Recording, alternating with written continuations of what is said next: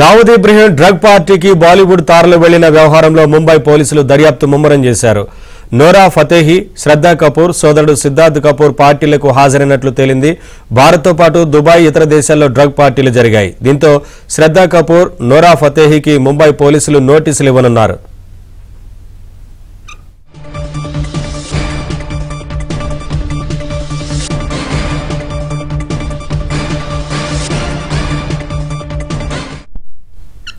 Dawood Ibrahim drug పార్టీకి బాలీవుడ్ తారలు వెళ్లిన వ్యవహారంలో ముంబై పోలీసులు దర్యాప్తు ముమ్మరం చేశారు.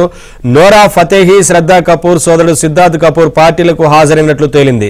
భారత్తో పాటు దుబాయ్, ఇతర దేశాల్లో డ్రగ్ పార్టీలు జరిగాయి.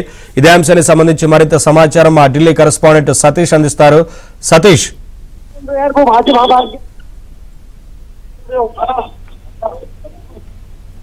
చెప్పండి.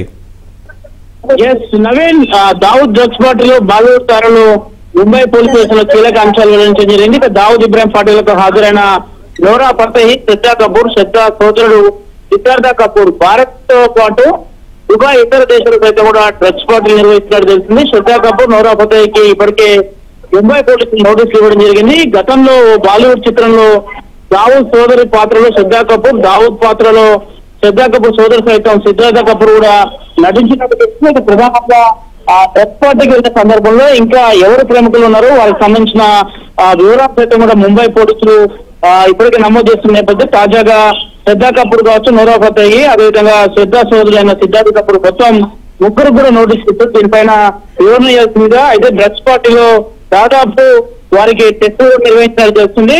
అనేక ఇతర పార్టీలు వెళ్ళిన సందర్భంలో కూడా గతంలో నోరా ఫతేహి పేరు మీద కూడా అనేక సందర్భాల్లో ఇట్లాంటి డ్రగ్స్ పార్టీలకు తాము అటెండ్ అయినట్టు కూడా వచ్చింది. ఏకంగా దావూద్ ఇబ్రాహిం సంబంధించిన వారికి అత్యంత సన్నిహితంగా ఈ పార్టీ నడిపినట్టు కూడా తెలుస్తున్న నేపథ్యంలో కొంత వారిపైన ఇప్పటికే అటు ముంబై పోలీసులు ఈ అంశాన్ని సీరియస్ గా తీసుకున్నారు. దానికి సంబంధించిన విషయంలోనే నోటీసులు ఇవ్వడం, వారిని విచారణకు పిలిచినట్టు కూడా తెలుస్తుంది. Naveen, thank you Satish, thanks for the updates.